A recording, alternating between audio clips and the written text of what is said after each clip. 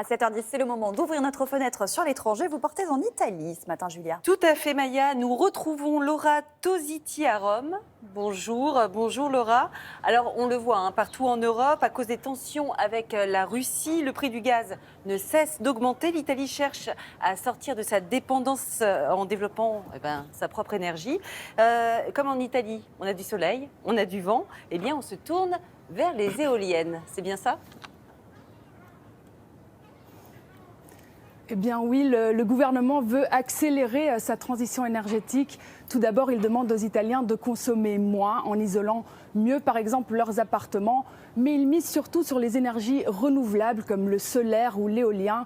Alors, vous venez de le dire, l'objectif de l'Italie, il est très clair. C'est celui d'être plus autonome et de réduire sa dépendance au gaz russe. Je vous propose tout de suite les détails dans ce reportage signé Alban Micosi et Emmanuel Chiarello.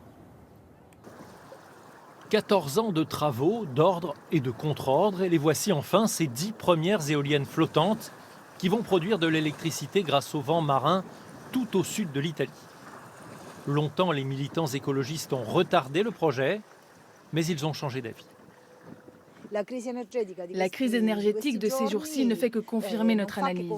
Nous espérons que ce projet soit le début d'une nouvelle ère plus écologique pour notre région. Les vents au large sont plus puissants et plus réguliers. La productivité de ces hélices géantes sera 60% supérieure à celle du continent. Le courant est ensuite transmis avec des câbles sous-marins et dès le mois prochain, 21 000 foyers de la région de Tarente seront ainsi alimentés.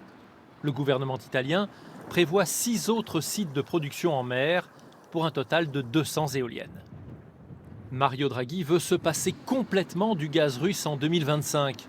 Et pour cela, il a aussi demandé le doublement des capacités de ce gazoduc qui arrive dans la même région. Il transporte du gaz d'Azerbaïdjan, pour l'instant 10 milliards de mètres cubes par an, et le double très rapidement. Ce gazoduc est déjà dimensionné pour transporter 20 milliards de mètres cubes par an en capacité maximum. Et cette croissance pourrait nous permettre de réduire de quelques pourcents la dépendance envers le gaz russe. Aujourd'hui, 45% du gaz utilisé en Italie arrive de Russie, et c'est le cas de presque tous les pays d'Europe. Une rente pour le Kremlin qui finance depuis des années avec cet argent le renforcement de son potentiel militaire. Alors, Laura, il y a du gaz, il y a de l'éolien, du solaire, mais pas de nucléaire. Pourquoi l'Italie n'a pas de centrale nucléaire ? Eh bien non, les Italiens se sont prononcés à 2 reprises par référendum pour la sortie du nucléaire. Mais le gouvernement italien, vu la situation, serait en train de réfléchir à la création de microcentrales pour assurer son indépendance énergétique. Une technologie sur laquelle la France serait aussi en train de travailler en ce moment. Reste à savoir si les Italiens, eux, seront favorables à ce virage à 180 degrés. Merci beaucoup, Laura.